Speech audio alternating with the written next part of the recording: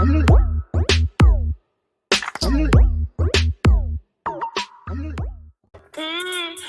pass the line. Sending this one for Liverpool. Liverpool tomorrow. Don't study that we lose the first two games. Don't study that. Don't study hit we 9 last season. Tomorrow is another day. Don't remind me now. Oh, go home. Welcome to Old Talk United. I am President Chad. Man inside with me, Greg B, Devin, Nicholas, and Big Phil. Cheers, gentlemen. Cheers.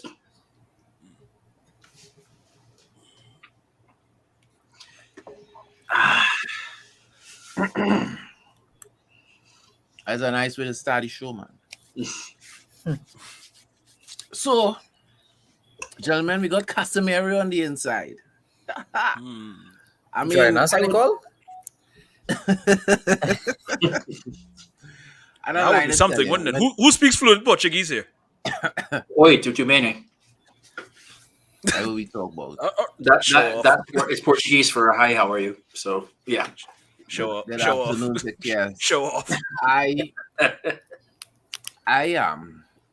When we first heard talk about Casemiro to United, I remember laughing that off. I was like, yeah, right, that'll never happen. I don't know about anybody else, but I being honest, that was my response. Most people responded that way. Mine was this. That and me with a full head of hair you're not gonna see anytime soon. So it was actually like somebody I saw a post about this and it made me laugh. So let me read it out to you all right now. Liverpool signed Thiago at 30 years old. Great signing. Chelsea signed Thiago Silva at 36. Superb signing. Barca signed Lewandowski. Awesome signing. At 33. Chelsea signed Koulibaly. 33. Fantastic. Spurs signed Perisic at 33. Amazing signing. Bayern Munich signed Mane at 30. Incredible signing. PSG signed Messi at 33. Extraordinary signing. But United signed Casemiro at 30 years old is a bad signing because he's old. That's how it is going on. Everybody does be good until they link to United, and everybody not linked until we get them. Then all of a sudden, the media narrative changes. Of course. That's how it works. Yeah, definitely. I just found it interesting how that worked out too. So I mean, let's face it. Anything that paint Manchester United in a bad light, that's how the media gets their clicks. Everybody. Well, there's ABUs everywhere. Anyone but United. Yeah. It's been like that for decades. We know that. I think what was surprising was how fast it moved, though. Oh, that too.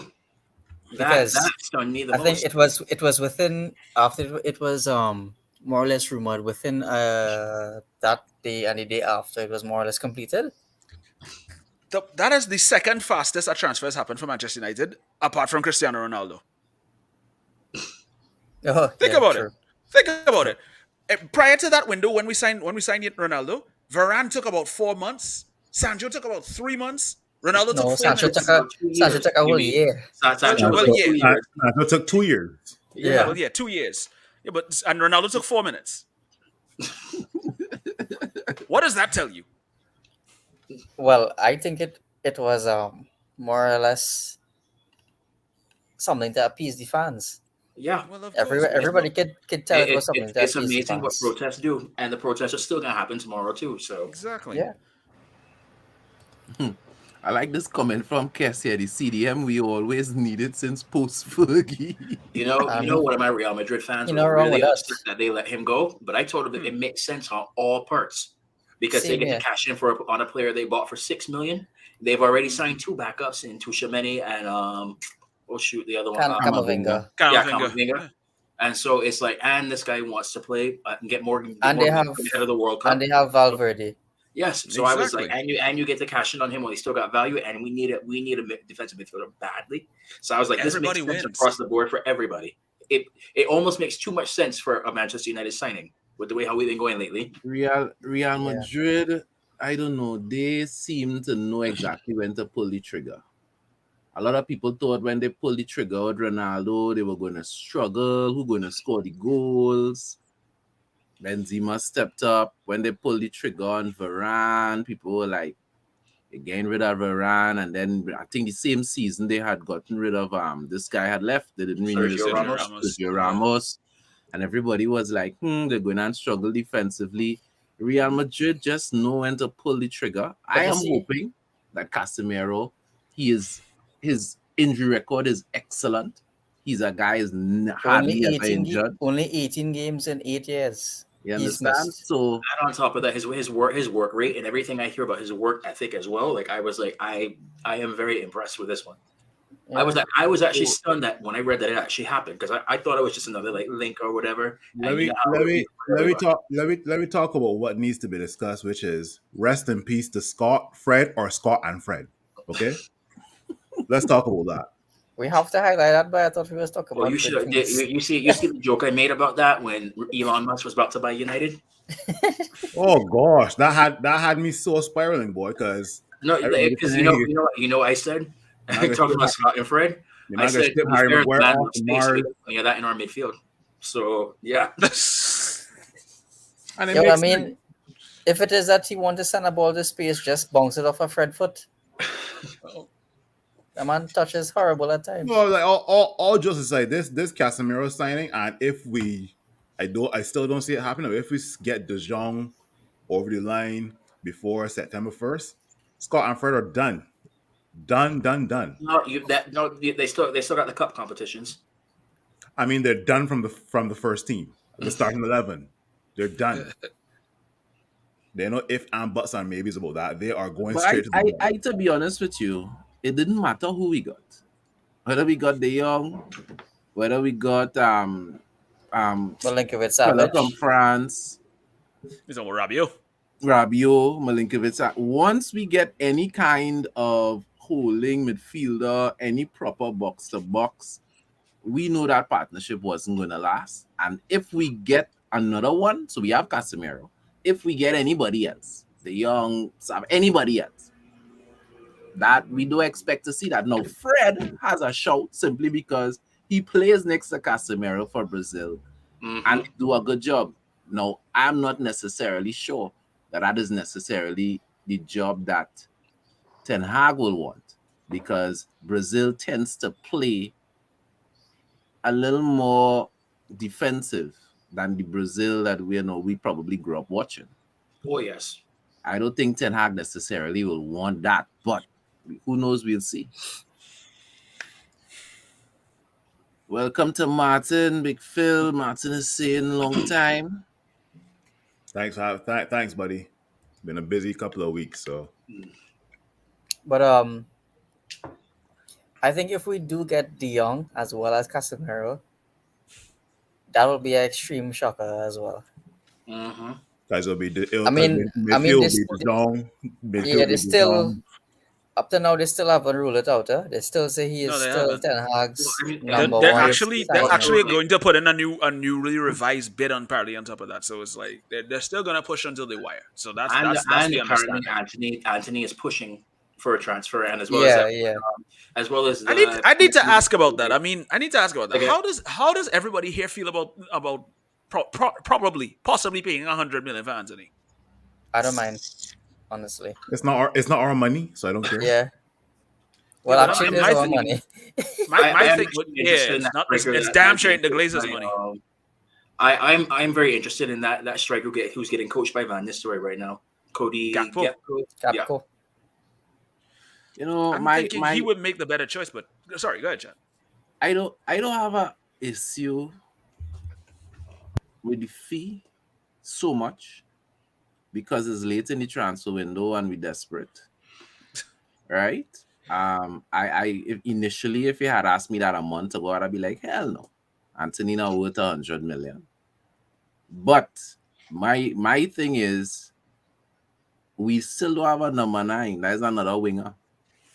No, Gakpo is still a winger as well, but he's more. He's more of a number 9 than Anthony. So I would prefer to get the person that could play as a number 9. unless there is a real understanding that Ronaldo is going to be here for the rest of the season. I don't know. I think if we get Pulisic on loan and we get Gapco, I'll still be okay with Chelsea that. want to sell Pulisic though. They don't want a loan. I don't think it's gonna happen either. The things have cooled since then. Phil, you muted. Yo, if Chelsea are serious, and it even showed today versus Leeds, if Chelsea are serious about trading Pulisic for Harry Maguire, whoa, I would take that. Phil, I let me will tell you. take Somebody said that. that Koulibaly is actually Maguire in blackface. Oh dear God. Oh dear He God. got a red card today, right? Yeah, he Yeah, got a red bro. card. Yeah, The man scored a screamer. Man scored a screamer last week, and all of a sudden got a red card. Well, You know, Busy you notice scream, that like, his lungs were busy screaming, trying to chase the Leeds player that he pulled his shirt. I found something interesting that like a couple of defenders scored some real good screamers over the last 2 weeks because Koulibaly scored that volley last week, and you see Saliba's goal for Arsenal yesterday. Yeah, Saliba scored a good goal today, man. I was like, wow. All of a sudden, defenders can shoot. I actually had some sane Arsenal fans message me and saying, "No, this Casemiro signing that for you guys will be really, really good is what you need because at the end of the day, they know Man United of old when it was Fergie versus Arsenal. Like it's become kind of boring. I heard it from Arsenal fans. Is from certain Arsenal fans. It's becoming boring seeing Man United lose. It's Now, becoming boring, as right? we just finished Chelsea, we on Arsenal. I told someone, I don't know if it was you, Chad. I think I called you this week, and I said I doubt Chelsea making top four. I think Arsenal will be ahead of Chelsea this season. You doubt Chelsea making top four? If we beat Doubt. Liverpool tomorrow, we're gonna be saying about Liverpool. No. I said from the beginning of the season, I don't expect much from Chelsea. Don't let me. I was of the same mind. Now, When they talk about who was going to fall out of the top four, I had also picked Chelsea to fall out of the top four. Because I expected Spurs to replace them Yes.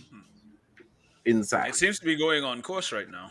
But as it is right now, Arsenal stands alone at the head of the table. Don't worry, that's like that's Arsenal at the top of the table is like an elephant at the top of a tree. You don't know how it got there, but eventually it will fall. Eventually it's gonna come down. Back down. Okay, no, I ain't worried about that. Not worried about that. Yeah, just when Europe starts, you'll Arsenal ain't see. play nobody yet. And I'm not lying to tell you, that game today looked like those were two unbeaten teams, right? And it looked like that. That game between City and Newcastle looked like if I was watching A City derby. play Liverpool or something. It was like a big. Yeah, well, remember this is the oil classico, you know that? Yeah, but them players in Oil Clasico players, there must be about 2 Oil Clasico players in that team. That team Dread, still have a lot of transitioning to do. Oh gosh, was the guy who scored the second goal? We'll Fairish see. fella. For who? Was that not Joel. Newcastle. Almiron? Yes, Almiron. Newcastle, I'm guessing. I think it's Almiron. Yeah. But you see the relationship between the players and the fans, though. For Newcastle, I mean. Mm-hmm. When Newcastle fans have always been like that from the time they were in the championship. I understand that, but that relationship right now is missing between our team, our team and the players. We don't have players are players afraid right accustomed now. to the measure Our of players are success. afraid of the fans. Yeah, right Yeah. now we don't have players that the fans can be like, hey, I really want to back this guy and see him do amazing things. Right now there's a break in that relationship disconnect. because of the poor performances that they've been putting out. Now, And don't get me that's wrong, why the players are afraid of some of the fans, because at the end of the day, they know that there's a certain expectation when it comes to playing with Manchester United. But that's what And I say, because they haven't don't get me lived wrong. up to that. Correct. Right. So don't get me wrong, I'm okay. Well, I shouldn't say I'm okay. But if we lose a game, that's football. You can't win every single game for years and whatnot, right? But is the manner in which you lose a game will tell me if you're actually playing for the team and the club or not. And right now, the way we lose games is like it shows that they're just not there. And Yeah, last season coming down to the end was the same thing. This Mhm. season at the start, we were like expecting a lot of good things, good. I mean, still don't really talk big about that preseason, but it was an okay preseason. You saw the pattern of play that the coach wanted. The players seemed like they were gelling together, and then first 2 games is like all of that went out the door. Yeah, it's interesting. It's like you said, like there's a manner for losing games, but if you know you're not having a good game, make up for it elsewhere. Run down the ball, go track back, like pass the ball to a player who's doing well. Do things like that. Don't just make the run only when we're on offense and expect somebody else to do something on defense when you're not putting in your part. It's as simple as that. There is no excuse for getting outrun by so much as they were in the last match. So Almiron today was running back to help his defense. Same thing with Maxime. Mm-hmm. And these are your forward. These are your in the forward Brentford players. Game, in the Brentford game, the Brentford players ran 13 more That was kilometers. that's exactly what I was getting. That's one thing I always remember. What Cass is saying here. One thing I always remember about Roy Keane. Roy Keane used to always say, "I am not the best player on the pitch, but for sure, once I step out there, I'm giving more than 100%, and I demand it of every single player who is on the team." These guys, they don't have that same mentality anymore. As soon as something goes bad, they crack under the pressure. But it's more so where it's like you need 11 players all in the same mentality. Everybody's running. It's not because you're a glamour player that you get to let off the running and only do the offensive stuff. Roy Keane was no glamour player. A perfect example of it, Wayne Rooney. You know how many times you see Wayne Rooney in our 6-yard box and still making the runs up and down the pitch? Yeah. And another example of somebody who is he's a legend to me. I don't care what anybody says. Ji-Sung Park, not the most skillful player, but there's a reason why we call him Tree Lum Park. That was the man who locked down Pirlo. Yes. Yep. And it just goes to show the mindset that's lost on all of these guys, because they tell themselves that they're there for one designated purpose, and to do anything outside of that. Player, when he played at United was like that too. I can't speak from afterwards. Carlos Tevez. Yeah. Well, that's his natural playing. That's his natural. That's his game, yeah. So yeah, high energy. He did that at West Ham. Making yourself available, helping up the team, tracking up and down, and just constantly running. And you don't see that with our players right now. So Carlos was a pit bull. Let's be honest. Carlos was just a pit bull. No matter where he was, he was always going at people. And I think Ten Hag spoke about it in terms of effort, and exactly Kes took the words out of my mouth in terms of when you look at Leeds today. In no way are those Leeds players better than those Chelsea players. Correct. But they just worked harder. Yep. You understand? They just worked harder. When you look at Newcastle team player for player against Manchester City, that's chalk and cheese. But they worked. And let's be real. City players just work, eh? City players ain't no slouch. But them Newcastle players, they worked. They work hard for each other and they get the results of that hard work. And we too, I don't know, psychologically, our players behave like some of the fans.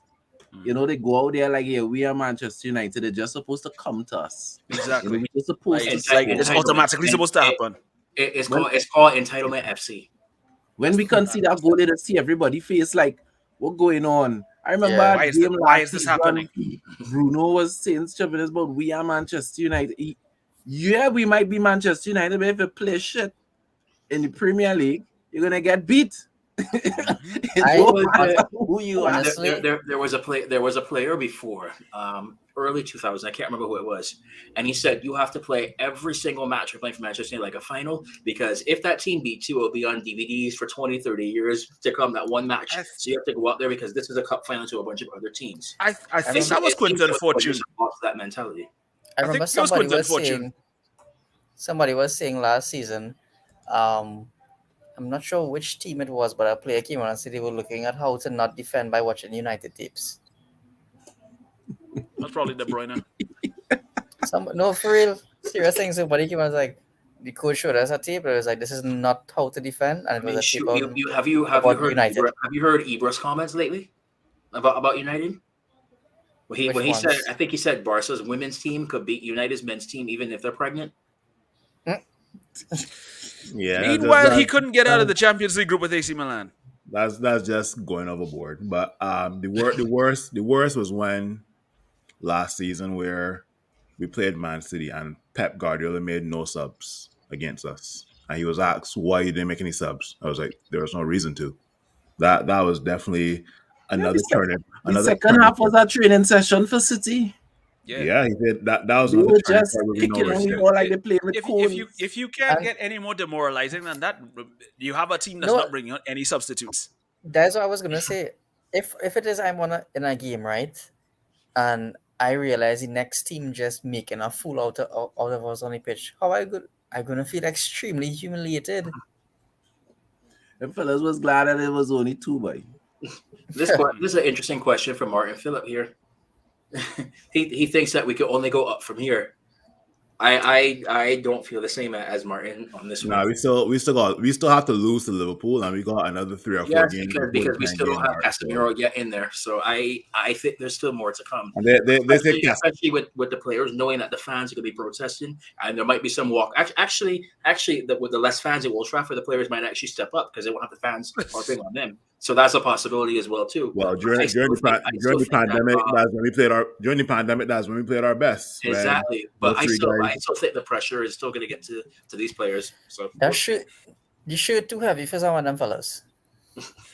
Clearly. But I mean, the truth be told, this is the best time to play Liverpool because Liverpool ain't looking good. Yeah. They've got a lot of injuries as well too. Matip, Konate, all these guys out. well, you could say that, but You can say the same about United as well. Too. This is the Mo best time to Salah play is United. Exactly. So- We not looking good. They're not looking good. So Neither team has a win on the board. Neither team has a win on the board. So yeah. imagine that Manchester United playing Liverpool, and if we beat them, we're gonna overtake them in the table, in the bottom half of the table. Imagine that. Right now, Chelsea bottom of us. Who bottom of us? No, West Nobody? Ham. West Ham. West Ham. Right? Oh yes, yeah, West Ham. I know we're not bottom of the table anymore. Yeah, we're second bottom. still relegation. I know. So I mean, Anything is between possible. 20th to 18th is bad for me. I don't care. No, anything below six, anything below fourth is bad for me. Well, yeah. I mean, this is worst case scenario. I'm thinking, Devin. Worst case scenario. I'm thinking. So as we mentioned the protest there, guys, how do you all expect? There's some people talking about concern and maybe, that the game may be called off. Klopp has been reported as saying that if the game doesn't go forward because of the protest, that Liverpool should get the 3 points. Mind games. He is not the chairman of the FA. He doesn't make the rules on that. So mind games. Klopp have no say in that, anyways. Exactly. Well, no, he's given his opinion, and I, to be honest with you, I agree with him. If it was reversed, I would have expected Ten Hag to say the very same thing. Right? It's your fault if the game don't go forward because we're playing by you. So, why should my team suffer to have an additional fixture another time? Honestly, I haven't checked them. Maybe you guys know more about how big the protest is going to be tomorrow. So I don't know if you could probably shed some light on how huge they think it might be and the reactions that might happen tomorrow. Because I don't really know. So it's what I could tell you from when I was at the first home match of the season, and they had I'd say probably about 2,000 or 3,000 people that came around. They walked through the Munich tunnel with a big banner in front of it, and this is before we went on our losing run. So now that this is happening as well too, and you still see the Glazers, and now there's, especially now with what's it called, Sir Jim Ratcliffe, about wanting to buy the club and things like that. So I think that the group, the 1958, they're starting to get their message across, and it's growing in a way for them. Mm-hmm. So this is my one fear for the protest right now. It does not remain peaceful, which I know that they have said all over it needs to remain peaceful to be effective and whatnot. I just don't.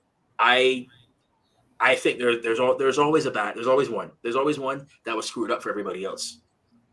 So, like for example, even when I was there, I saw a couple fans try to break into the ground, They tried to run down the tunnel with the players' tunnel, and of course people stopped them. But I feel as the protests are growing, there's gonna be more of that. Like shoot, they you have you seen Old Trafford now? They already have the section where Barricades, they yeah. go last time. It's already barricaded off and just they're just in preparation. So I'm very curious about this. Do I think that the match should be called off? No, but do I think you're going to hear some real anti-Glazer stuff in there? Yes. Oh hell yeah!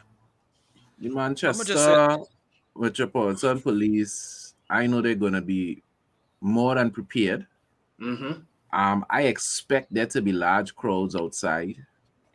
And I also expect people who go inside to be holding up signs or, to have something going on the inside.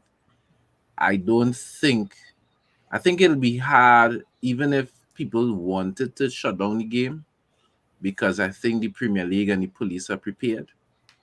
And normally, once they get prepared, it'll need something really to pop off untimely. And I don't want that.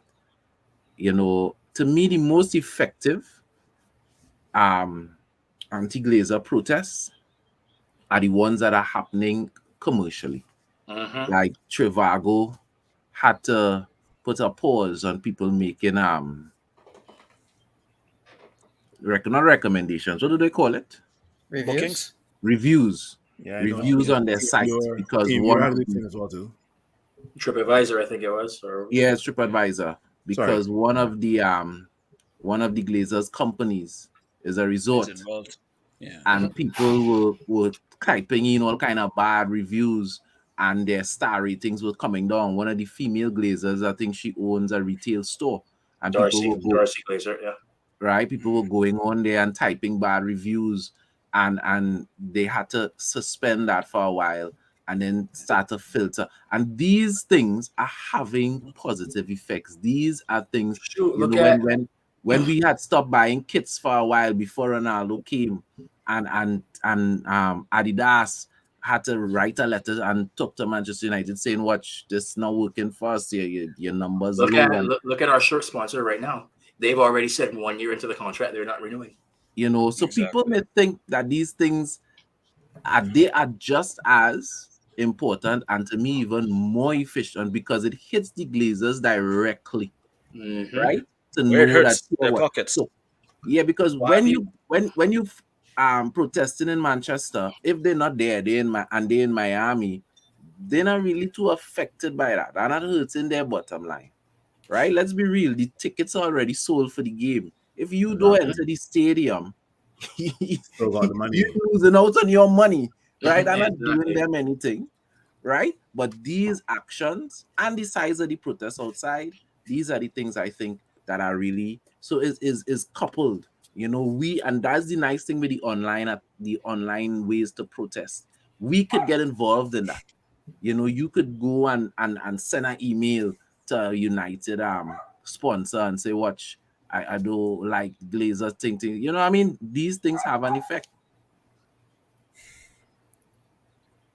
You also have to look at it as also Even from last season, Team Viewer, they were showing some annual general meeting that the stocks had dropped like I think a week after the protest started, right? So these type of things. I always told people on many podcasts, whether it's football, whether it's basketball, owners of these teams get most of their revenue from the Asia market, right? And that's because Asia has the most people in the world. And obviously, these teams will get their most followers from that market, right? So that's where, I guess, in this instance, where the Glazers will be hit, right?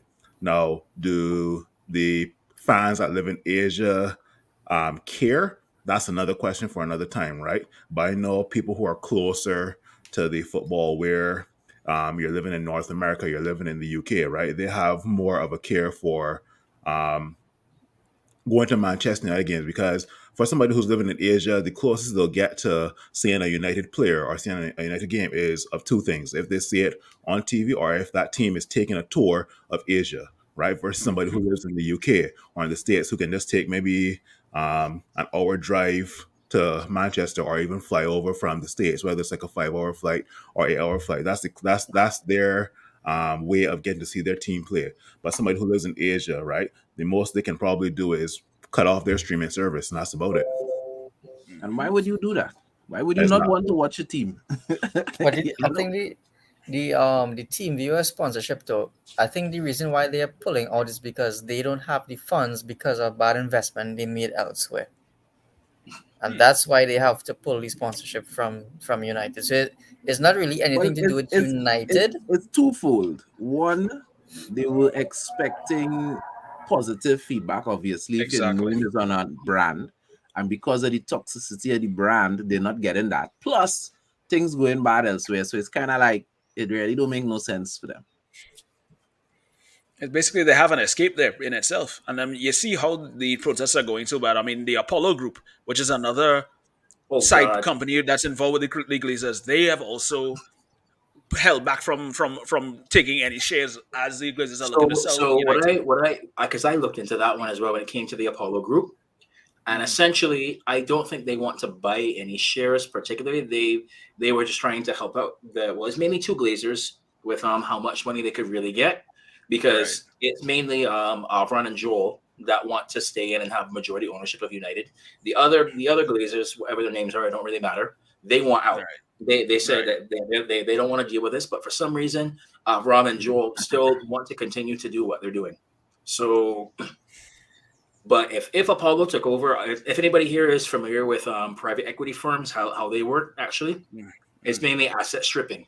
So if Apollo were to take over, like you could see them try and sell off the training ground, try and sell off Old Trafford, things like this, to get as much money out of it as they could, because they think that if you split up the assets, it's worth more than selling it as a whole, which would be detrimental in the biggest sense if they were to come into United like that, and the fans realize it and they stepped up, and they're doing a very good job of that right now with stopping that. And on top of that, we think of the guy. There's one guy from Apollo who has ties to Jeffrey Epstein. So there's a whole bunch of stuff with that one too. Yeah, they ain't trying to have Epstein associated with this here. Yeah, that's a different discussion for another time, right? But I remember I saw a comment from Jimmy Ratcliffe, right, where with regards to him, if he was to be the owner of Manchester United, he took a slight dig at Fred, right, where he said there's money being invested in certain players that are not doing that great for Manchester United. It was Jimmy Ratcliffe talking about Fred, right? And I'm not sure if Jimmy Ratcliffe is a Manchester United fan. Maybe he is. Yes, maybe he isn't. Yeah, he is. Oh, perfect. He's from the Manchester area. Yeah, he's from Salford. Perfect. He always says he was a Okay, trying to buy Chelsea at the time. He's a Chelsea fan or a Man United fan? No. He was trying to buy Chelsea. He's a boyhood United fan. But he has a Manchester Chelsea as well too. But he was trying to buy Chelsea at the time. So he probably didn't want to say, well, I am a Manchester United fan. I'm not going and try to buy Chelsea. That wouldn't sound good. Of course not. So I unless he was doing it to try and destroy him. I mean, we wouldn't mind. So I actually heard that, like, when he put that bid in, because he put it in real late as well, it was kind of just to put like notice out there, like, I'm in the market to buy a club. Like it wasn't a serious bid. It's like, hey, look, I'm ready to buy a club right now. So I don't know if that was like a subliminal message towards the Glazers or something like that. But it was something that he also that owns Nice as well too, right? I think he also owns Nice in the French league. He owns Nice, I think. Yeah, in the French league. Yeah, a few seasons well now though. And Nice has been doing well. Yeah, they're looking to sign Pepe from Arsenal. But what I found interesting is he called out Sir Alex and said that he needs to step up and start like speaking stuff about the Glazers as well too now. When you think about it, he kind of has a point. Which is kind of interesting, because if you really want to go down that route, and I could hear people talking about it. Anyone here know the story with how a horse allowed the Glazers to take over United? I think there were debts running into 100 million or something like that. And No. It was purely because the owners at the time, JP McManus, and I can't remember the other guy's name. They asked Sir Alex to invest in this with this one horse that they had. So he put some money in. The horse was doing real well, and they weren't sharing all the earnings with Sir Alex. And he's like, this ain't right. The agreement between McManaman and Sir Alex was that 50% of the horse earnings, they would split the earnings, right? That didn't happen. Sir Alex felt that meant that it means that I own 50% of the horse. Right? They didn't see it that way. So when the horse was winning, no problem. They split the earnings 50-50. Then when the horse retired, I don't know if you all know about stud fees. For successful horses. So basically they breed the horse. They want the horses. You know what, for breeding, because right. they think they it's like, okay, it's male horses as studs to impregnate other female horses to make that specifically for racing, right? You want the best genes. A pure bloodline. So when the horse retired, and his stud fees was like crazy, all kind of $50,000, hundreds of $1,000s a pop, because he was a successful horse when he was running. Yeah. Okay. So Sir Alex felt that he was supposed to get 50% of the stud fees too, because the agreement in Sir Alex's mind was 50%. So it's half. McManaman and them was like, no. 50% was of the earnings when the horse was racing. The horse finished race, you don't have no more money to get. And it reached in court, and that partly was that drama opened the door for McManaman to want to sell his shares in United, and he was the majority shareholder at the time, and the Glazers were able to come in and buy up everybody else's. So it actually, the fallout from that is said to be one of the reasons why we own by the Glazers today. So with that being said, there's some groups and some fans who are using that as an argument that because of that with Sir Alex, that the Glazers are now in the position they're in now, and they want him now because of that to come out and speak up against the Glazers for that reason. My issue with people who just call on Sir Alex for anything is that Sir Alex is old and he suffered a brain aneurysm. The guy could have died. Leave Sir Alex alone. That's just my thing. I understand we were as supporters like, yeah, why is Sir Alex so sin and what? Leave Sir Alex alone. Right? He did more than enough in terms of contributing to Manchester United. We could do this fight without Sir Alex. Leave Sir Alex alone. That's just my opinion. Yeah, I actually heard Sir Alex gets paid $3 million a year just to be a fan to sit down in the stands. Nobody does. I like an ambassador. He's a club ambassador. Given what he's done for the club, I mean, we could let that one slide. Correct.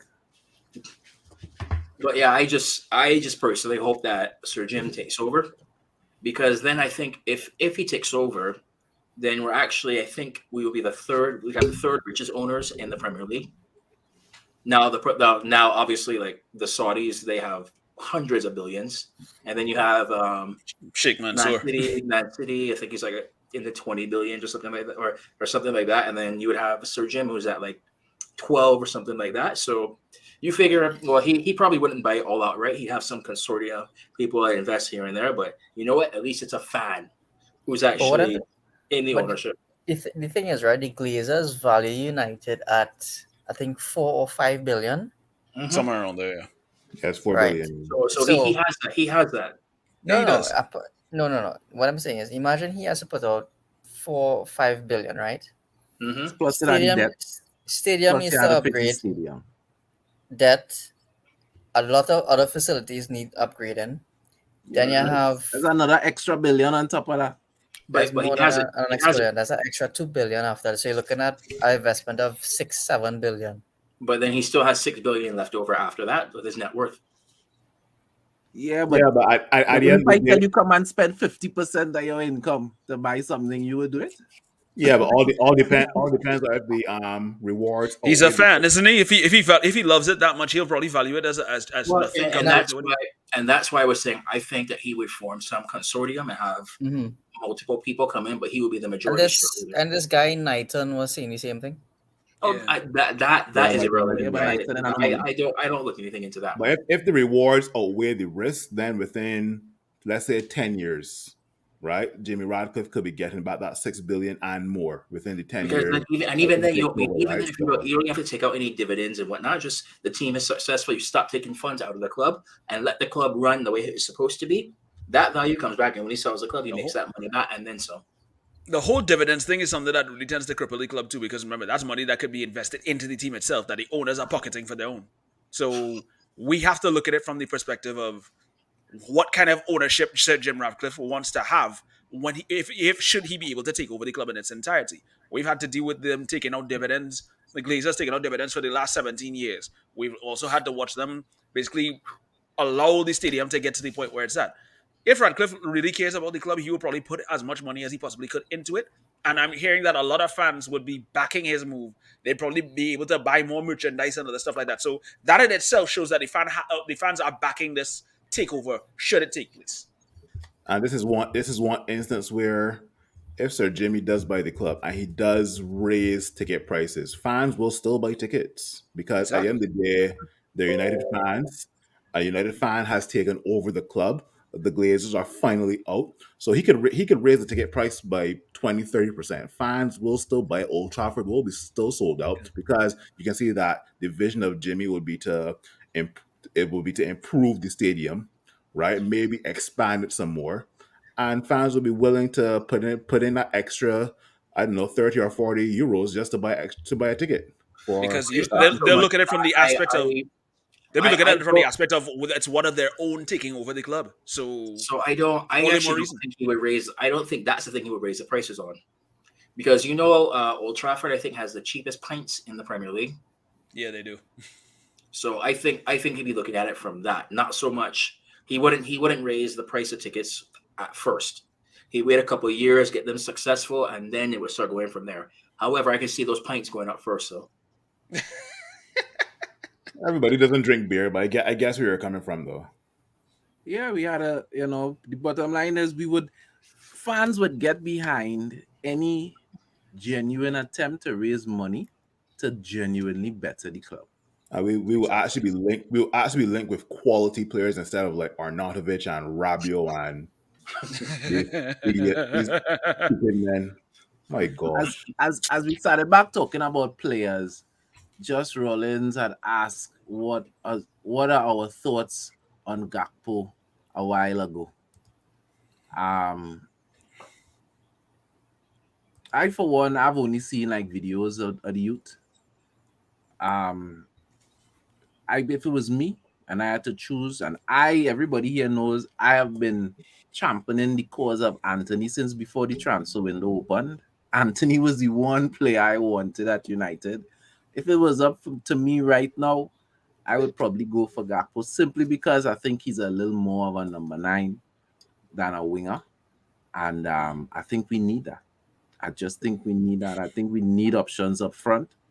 One of the things that concerns me is if we get Anthony, for example, that if push comes to shove, we might see Rashford running down the middle, and Rashford form is not as bad as it was last season, but it ain't good yet. So I don't want to be dependent on Rashford for goals. I'm sorry, I don't. My heart not strong to deal with that, bro. I don't know. What do you guys think about Gakpo? any striker who's trained under Van Nistelrooy is getting accolades like that. If it's anything like Van Nistelrooy, come. What's his age? I think he's 20. I think he's 19 or something like that.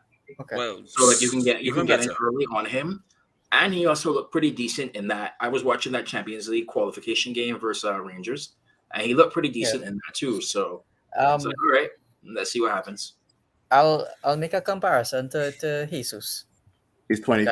He's 23. Just letting you guys know. Right, but Gabriel Post Jesus 23. Yes. when Jesus went to City, he was still pretty raw, and he got nurtured and stuff a little more on the City. I mean, he did okay there. He left, and now he's performing pretty well, I think, for Arsenal, right? The same could be done with Gakpo. He could come to United, be nurtured, and instead of him leaving, he could hit his prime and do well at the club. The issue for me is the fee that they want. I think it's a little too high for him. 38 million, I think it is that they want, and so It's I think 38? United. Yeah, No, it's no, only I thought- 38. Oh, okay, no, my apologies. I Are you thought it thinking was like Anthony? 50. Are you No, thinking I heard Anthony? something about 50. No. For Anthony me, they Gakpo. want Anthony they Well, want 80 million plus 10 however, million and, add-on. and this is going to sound bad what I'm about to say. In a way, I am kind of hoping that PSV lose that qualification playoff versus Rangers, because then we could get Gakpo on a decent fee. If they make Champions League, we have to pay even more to get him as well too, which kind of sucks because then I have to root against Van Nistelrooy, who is When is probably my that favorite game? striker of all When time. is the PSV game? I think that's Tuesday. I think it is. Tuesday or Wednesday, I can't remember. It's coming One up. on Saturday, Tuesday.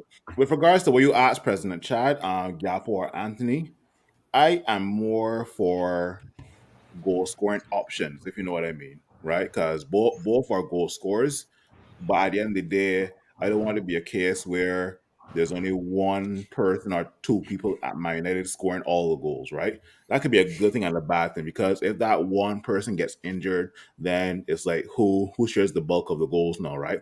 I kid you not, if we can finish January halfway through the season with about 7 goal scorers, with at least each goal scorer having more than 5 goals, I will be very pleased with that, right? Gakpo, you talking about? No. The So league- the original question was Gakpo or Anthony, right? And I said I'm more for goal scoring options, Okay. right? So if we can have at least 7 players in the first team scoring goals with a minimum of 5 goals from each player, obviously like the defenders and the midfielders will have like the 5 goals, but obviously like the wingers and the strikers will have like 10 plus goals. I'm down for that, right? Okay. Sorry, I was just gonna break it down like this. We look at these two players. We know they're basically similarities in both, but one's being more natured to be a number 9 than anything else. But you also have to look at what they can add to Manchester United's lineup going forward. We've been crying out for someone who could be a prolific winger that can cut in and be able to add as an attacker. And Anthony does provide that. At the same time, you get a nice blend with Gakpo, because he can play on the wing, but he can also be a finisher. So for me, the maths is simple. With Gakpo, you have someone there who you get more variety at. It's cheaper. I think it's basically like, you look at it, it's the smarter move. However, I'm not necessarily ruling out Anthony, because one, he wants to come to Manchester United. That's something that you can say that. And then to add to that, everybody goes on about how we're looking to pay 100 million for Anthony. How much did Darwin Nunez cost for Liverpool? How much did Jack Grealish cost for Man City? Exactly. How much did Lukaku cost to Chelsea? I rest my case. But a lot of people need to realize that 100 million in 2022 is the new 50 million, 40 million, you know. Correct. Yeah. Remember when we paid 30 million for Rio Ferdinand? Everybody thought that was expensive. When Real Madrid paid 100 million for Gareth Bale, and Gareth Bale had done dog shit, people thought that was expensive. This is 2022. Come on, 100. I kid you not. By the time 5 we Champions are League later, nobody's saying anything now, are they? I kid you not. By the time it's probably 2030 or 2035, 100 million, 200 million, we'll be laughing at that, buddy. Exactly. We'll be laughing Back at in the that. day, 100 million would have at least bought you like 5 Zidans. Exactly. Yeah, Back in the day, Zidane. I 100 think million could Zidane buy went a for like football 30 club. million, like at the most expensive at his time. Nice. So you think about the way how football has gone from there. So because of the whole relationship between Ten Hag and Ajax and that kind of thing, and with Anthony and all the players that were linked from Ajax to United, I've been watching the way Ajax play. And if you look at it, they attack from the wings, but there's always people in the box to receive the ball, to make some stuff happening in the box. Always creating overloads in the box. We don't have that. We don't have that at all in our box. So that could be a good thing with Gakpo if he comes. Right? You have somebody in the box. But the thing is, Anthony draws players to him so that other guys can run into the box and cause, defenders to be a little uncomfortable. I was My watching thing is, yeah. Anthony takes on players. Exactly. Right now, for some reason, Sancho doesn't do it. And Confident. Rashford has it in scared him, to do it. but Rashford a one-trick pony. and then when he does beat a guy and goes towards the goal, his decision making is poor. And don't get us started on Martial. Yeah. So, me personally, I would actually prefer Anthony because he gives defenders something to think about. He puts the back line under pressure. And if it is you can't do that, it's actually going to work out better for the team because it's going to take attention away from other players on the field and as well as off the field. I was watching a couple of videos from Anthony, obviously like earlier this year and last year, and this guy is drawing 3 people from opposition teams, not just in Eredivisie but in the Champions League. Three Last week, people out of position. So you know just how much space that creates for us if we had to sign him. did you see the game they played last week? I think they put like 6 They- past that team. I think it was. There was six goals they scored, but there was a highlight with Anthony against again 3 guys. 3, He yeah. beat all 3 of them. They had him in a triangle, and Anthony got out of that space with a beat. It's I was almost like, similar to Pedro Neto when he did that last week as well too. yeah, and I was like, this is what we're crying out for. And personally, this just goes to show us that I think it's mainly a confidence issue with a lot of the players in Manchester United's front line at this point. You know that they're talented enough to do things like that because we've seen Rashford take on the players and beat them. We've seen Martial leave a man on the touchline and in a split. We've seen what Sancho has done at Dortmund and is still trying to find his footing at United in some regards. So the capability is there with these guys. But I think the mentality is there with Anthony. Is like he has this mindset. He's not going into a game afraid of anyone. He doesn't care if you're Virgil van Dijk. He doesn't care if you're Paolo Maldini. He doesn't care if you're Fabio Cannavaro. He's gonna run at you. And I think what will help Anthony as well is he's played under Ten Hag. He knows what Ten Hag wants. He knows what he could do on the pitch when Ten Hag puts him on, and Ten Hag would believe the same thing with the player. Mm-hmm. He knows what he will get out of the guy. And Ten Hag wants people to run at players and stuff. It's just that these guys are not doing it. And disclaimer that we are not against Cody Gakpo. Cody Gakpo, Nope. I think, will bring value to United. But for me, as a preference, I would like Anthony, right? So, I mean, I as I say, I'm all for Anthony. Give me some Anthony. I not say no, right? He's the person I wanted before. You should probably put that in the comments too. Like ask people in the comments who they prefer, Anthony or Gakpo. Just kind of like bring interaction. Definitely agreed on that one. That's a good question. So people in the comments could let us know who they prefer. I know Jamal, based on his statements, seem like he looks like he's going Gakpo. Yeah. So I am for Gakpo. So I wanted to ask this question. Go ahead. Would y'all prefer if Maguire goes to Chelsea and we get Pulisic? Yes. So, it's nothing. Pulisic is a United fan as well too, right? Yes. And he wants minutes ahead of the World Cup. Don't finish the question, buddy. Yes. I'm famous because I live in the US. Yes. Okay, you could bring somebody in. He's going to play for his boyhood club. He's going to want to impress, especially ahead of the World Cup. And on top of that, the question now is, would it be a straight swap? Because I know right now, Bowley's trying to get him to. From the time you put Maguire and Chelsea in the same sentence, I said yes. Okay. But anytime you find a boyhood United fan who actually looks decent and wants to come out in there and wants to play for the club, I say by all means give him a chance. Pulisic is a boyhood United fan. Yes. Yeah, there's when he was a boy at Old Trafford in United. I didn't know that. Yeah, I just knew we could go throughout this whole show without somebody bringing up that question. I actually thought Phil was going to be the one to do it, honestly. Because I think when Nicholas said Maguire and swap with Chelsea, all he says Maguire and swap, and I said yes. I don't care if he's swapping in. It could be a ball boy. Yes, we take a ball boy. You know what I come like? You know what I come like? That come like a video I see on TikTok. And it's like I'm about to say they asked him to say you have 2 options. Option A, spend time with your wife. Option B, I'm about to say Option B. Option B. Because the reason why I asked, right now, Chelsea, in my opinion, they have way better wing backs than we do. Right? They are the best wing back in the league.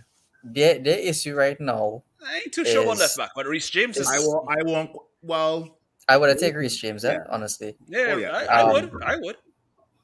Their I said issue wing right now back. I didn't say backs. is Reece they James having is who I'm some talking about. He's the is they best I having thought, wing you some said, I back. thought midfield you said wing problems. backs. My thought. I thought you said plural. My bad. Yeah, because they having some midfield problems right now. So And we know that's if gonna be because if Maguire goes midfielders do you have there, on their roster? if Maguire goes there, who do we have as are we keeping the three left centre backs we have with Maguire, Lindelof, Martinez and Varane? Because Bailly, I'm seeing, is more than likely going on loan to another Marseille. team. Marseille. Yeah. I mean we have What's going on with Twanzebe though? Phil Jones What's going on with still Axel there for Twanzebe? I don't know what reason, right? But is it that if we Isn't do Phil Jones supposed to sell go into Maguire, DC? I think he was supposed to go into DC or something like that. I honestly not sure. I have not heard much about that. Who was it that just went? I think it was Benteke that just went to DC United. Yeah, I but think that's a lot of wishful thinking.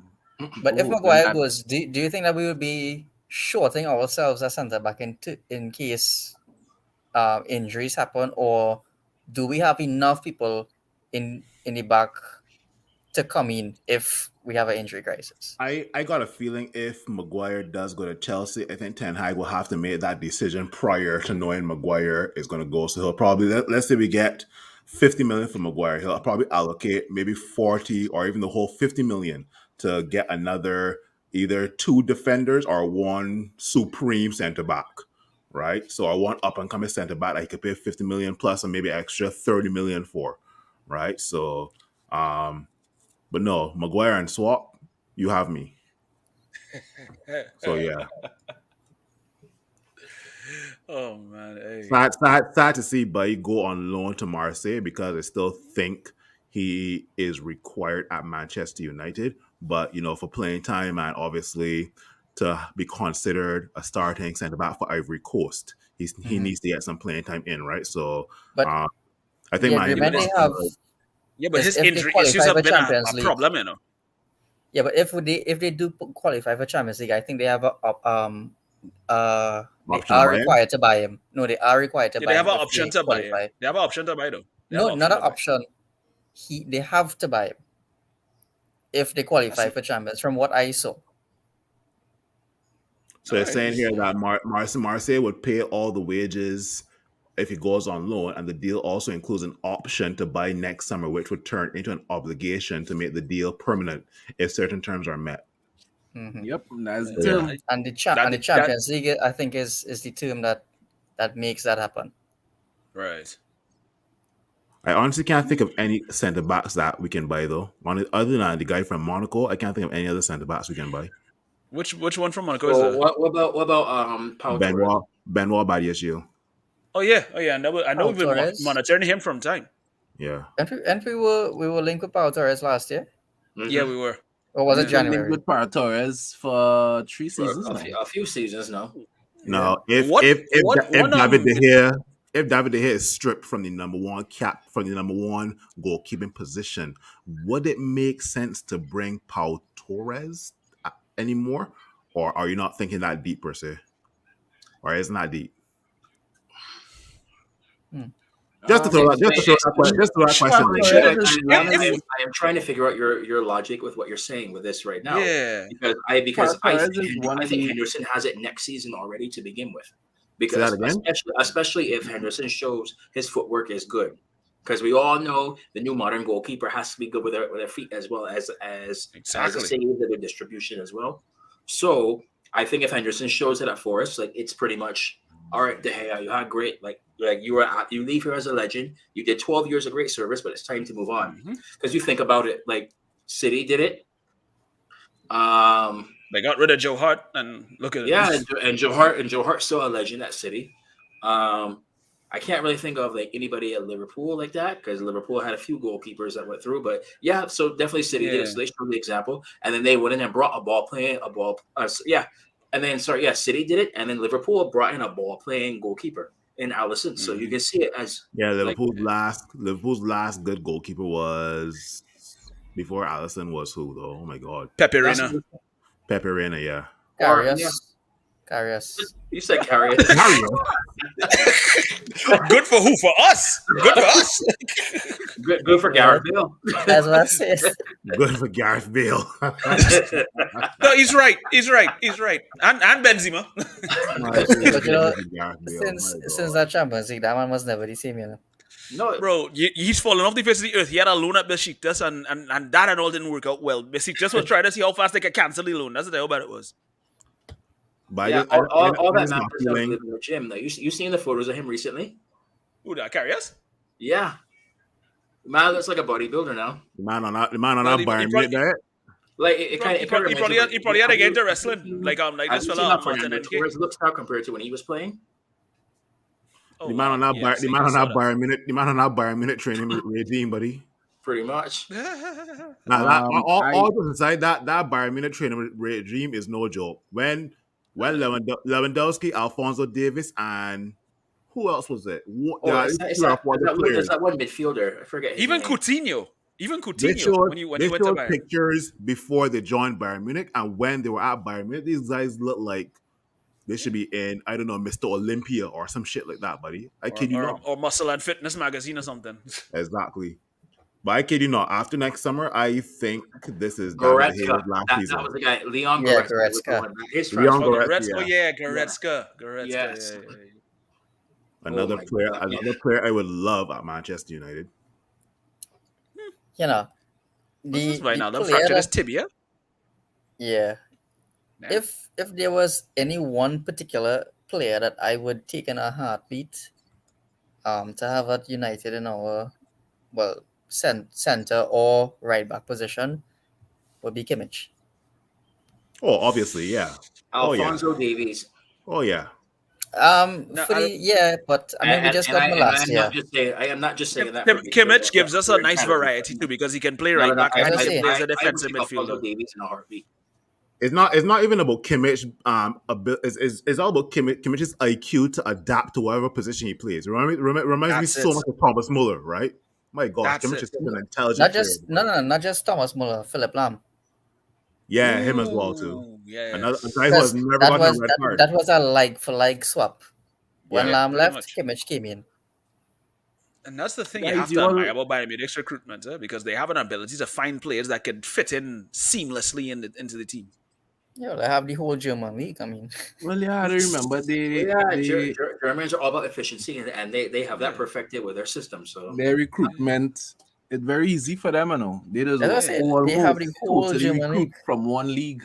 It's like Which is my boy Trevor does like to do. He say take out the A and put a U in Bayern's name, and that's how this operates. yeah, because I feel like when you're good at Dortmund, you end up at Bayern. So And It's- that's not it's- just it's there. not for Anywhere, Liverpool, too. anywhere you good at. Just you ask gonna have Lewandowski, something. just ask Götze, just ask Hummels. Yes. Just exactly.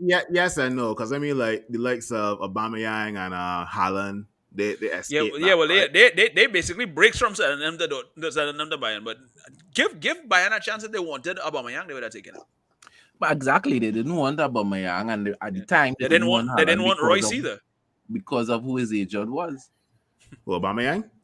No, They didn't want Aubameyang Haaland. because of his disciplinary issues, and they didn't want Yeah. Haaland at the time because of who his agent was. Well, at the You know, time, Raiola. Aubameyang at the time was one of the hottest strikers in Europe, right? So But it didn't matter because of his Aubameyang's disciplinary off pitch issues. stuff, Bayern and didn't that want was the him. issue with Aubameyang. So Yeah, if it's one thing, Bayern never has any kind of bacchanal between players and the coaching staff and that kind of thing, you know.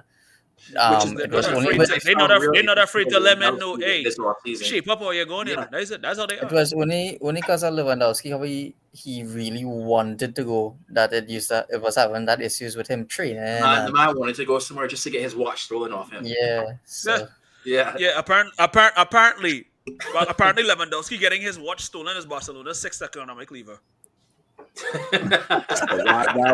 that watch worth $80,000. So I was told, boy. Yeah. Yeah. But people who don't know what we're talking about, Some people Lewandowski don't even was make that a year. robbed. Lewandowski was robbed in Barcelona's car park going to training this week, and he was relieved of his watch. That was I- one of I Laporta's think- boys. That was one of I Laporta's think he boys. has to consider himself lucky. I mean, men come to rob you and they arm, they could have taken the car, they could have taken all kind of things. So Of all the things that took the watch. Thank Well, God it's think about it. If they take the car, you could track that down. Like I'm pretty sure he That's doesn't have true. a GPS tracker in his watch. Same thing with your phone as well. You can Yeah, track back exactly. your So phone. you go after one thing that you can go and easily flip that on the black market for whatever. So But I still curious because Barcelona as such a prestigious club, like who is allowed to park in their car park next to Lewandowski or be in that same vicinity though? I got to question that though because So That's what I'm telling you. It was an inside job. Shouldn't I It was was- an inside job. parking spaces allocated on the ground for like look certain Mark members of Mark staff? Mark and saying yeah, they're big fish. From Zealots. There's no some Felix. you That's will a- have to explain. You have to explain that one. Yeah, to- you got That's an area in Trinidad that's notorious for like a lot of gang-related crimes and robberies and stuff like that. That's what Okay. you're trying to say. Okay. All right. In Barbados, that's like the Pine or like Oh, okay. Bush Hall or Bush. No, Or anywhere in St. Philip. nah, don't say that. Behave. That hit a little close to home, did it, Phil? It's a little close to True right now. Struck a nerve there, did you, Devin? Struck a nerve. I tell you that right now. Because it's true. You would never catch me down foul here at night. So But that's one minor place that you would not expect to be at night. notice how I did not disagree with that part as I said it too.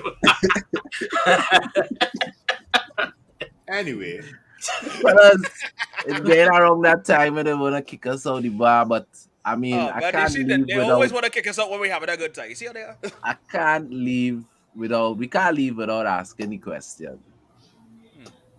Predictions for the game tomorrow. Ugh, I need a drink. They're gonna be postponed. They're gonna postpone it. 3-2. I think this may sound bad, but we need a goal of the month. We need to score that goal of the month tomorrow versus Liverpool. It might come from the academy. Oh, God. I can say either 3-2 or 3-1 to Liverpool. I said we're finishing 2-1 to Liverpool because I think Salah or Diaz is going to have a moment of brilliance, and I think we're going to get a goal from somewhere. But I just feel there's going to be another defensive lapse in there as well too. So I have to say 2-1 to Liverpool. Unfortunately, I'll go for a draw. Yeah, same. Scrappy That's 1-1 draw, something like that. actually my prediction. My prediction is a 2-2 draw. Nah, I was going for a 1-1 draw. Yeah, same. Me and Nicholas on the same wavelength. Our struggles Mark Lewis to says score 2-0. goals. United. Martin Phillips says 4-3. Really? I don't know how Martin, you- what how yelling United- and we hollering for that game? Or? I don't Martin know. had I don't too know much how to we drink. going and score 4 goals. I'm asking if against you Liverpool. let we hollering and Bernardo Silva for that game. you have to think about this right now. So it's because they're going to have Van Dijk back. He's not hurt. Firmino's coming back in too. And so yes, Nunez is out, but you still have to figure out Diaz and Salah. Now I can tell you where I think we're going to score. I think we're going to score by targeting Alexander-Arnold on his defending. He's great going forward, but he's a little suspect with his defense. So personally, if it were me, I would sit Ronaldo on Alexander-Arnold. Well, we have said that on so many podcasts when we approach Liverpool, and nobody has ever exploited that when it came to us playing them. I kid you. I'll tell you right now, the three problems that we'll have tomorrow versus Liverpool are Diaz, Salah, and Harry Maguire. Those are the 3 problems that Man United will have tomorrow versus Liverpool. So it's like I said, I feel that we're going to have a defensive lapse or 2 in this match, and one of those 2 between Diaz and Salah is going to have a moment of individual brilliance. I think we'll get one from either Ronaldo or Eriksen, to be very honest. No, in my opinion, tomorrow is the perfect game for them to start Malacia. But our defense is just more suspect than theirs right now, and that will be the difference. No, but what I'm saying is tomorrow is the perfect game to start Malacia. Why? He runs at players. He's quick. He will give Alexander-Arnold that competition. He also has an extra option in midfield as well. Yeah, and you see, they've never played against Malacia. They wouldn't know how to play against him tomorrow. So tactically, that could be an advantage, right? Yeah. I wouldn't expect anything coming off the right back position. But our midfield, if those fellas play properly, we could do better than Liverpool's current midfield because of the issues that they've been having there. Yeah. Because they're lacking creativity from their midfield currently, yeah? So who is your from midfield Thiago. for us tomorrow then? Our midfield? Yeah. It'll be Eriksen, Fernandez, and Fred. So what's your formation then? That sounds like a 4-3-3. Or Yeah. or it could be a 5-3-2. You know what? I think even if we play a back three with four across the middle, that could work as well. So there, who Actually, would be it's your like your next midfield a midfielder bit. then? No, well, you have Malasia, you have oh yeah, I see what you mean there. Yeah, because it'll only be a central midfield pairing. You wouldn't have space for three midfielders like that. Mhm. Yeah. I would play Ericsson, Bruno, and James Garner, and that's it. I just want to put. I would love to see Garner in a game We like that, but I can't. don't think he's going to get I rest. say I say Garner because we can't do any worse than Scott and Fred. So I put Garner. mean, there. I would even So give a shout for we're gonna Zidane to play tomorrow. we're gonna act like Donny van de Beek doesn't even exist. You know, I forgot about that man. Well, that's not a strange Don't thing. worry, and I forgot Everybody about acts you like too, Donny so- van der Beek doesn't exist. I wouldn't like to. I know Ten Hag has some real hard decisions to make. If it was up to me, I was dropping Ronaldo for this game. I was dropping Rashford. I was dropping Bruno Fernandes. Sure. And I was dropping You sound very, very much like that Wayne Rooney article where he said that. Yeah, boy. No, I said that earlier in the week talking to somebody. When I saw Rooney said it, I just agreed in my mind. I was like, yeah, all of those 4 players were all starting on the bench for me. None of those guys was going to start. If Martial is fit, I would start Martial. Just to piggyback off what President Chad said. Based on that logic, then I would probably stack the midfield with Iqbal and Garner then, or Iqbal and Savage if they are available, just for the sake of it, right? Because like I said, we can't do any worse, right? Sure. So you really think, yes, with the youth right now, but they're ready to come in for a match like this? Well, I was chastised last season because people told me I should be starting Hannibal Medri against Liverpool when we lost the game before, right? So I disagreed with them. No, I'm saying this here. No, I shouldn't be chastised for it. So I'm going to put. No, it's not being chastised because, like, for example, when Hannibal came on in the last game versus Liverpool, and he almost got sent off as a sub. Yeah, I pointed that out because he came in a little reckless and everything too. Why are you going to you bring in these youth players? I would like to see them play as well, but to bring them in like that for an occasion like this, I am a little like my only concern right now for a match like this. It could be Hannibal 2.0. They could be a little too enthusiastic. I'm going based off of what I saw. I'm going based on what I saw for preseason because Iqbal and Savage look really well versus Liverpool, and I know it's only preseason, right? Now, I'd rather play them in that midfield just to show the likes of Scott and Fred that you can be benched, right? There's no favoritism in this team, so I'd rather play those two just based off what President Chad said. I would stack the midfield with at least 4, and then Malasia starting will make 5 per se. Still got Harry Maguire and David De Gea in the back, which I'm kind of worried about. I was actually thinking 5-3-2 for this game with 2 Don't worry, David De Gea going and save a penalty from Salah tomorrow. Yeah. And who giving away the penalty, Maguire? It really matter who give it away. It could be Dallo for all we know, kind of thing. You know, I have a feeling that we're gonna play the 5-3-2.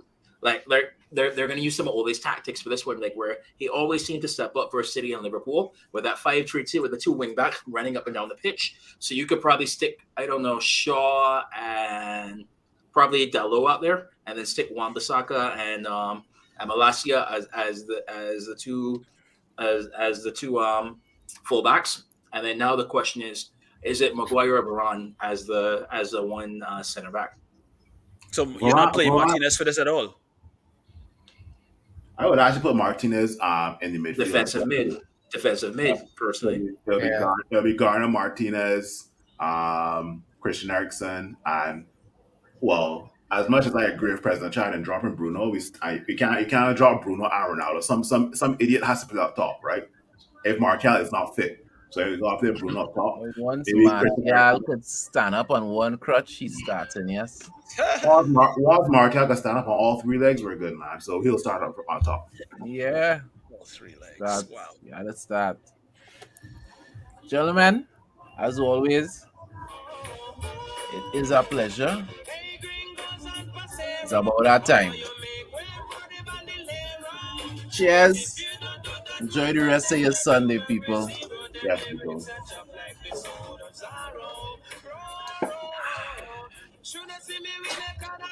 Hey, if you appreciate what we're doing here at the United Hour, please like, please subscribe, and let's grow this community.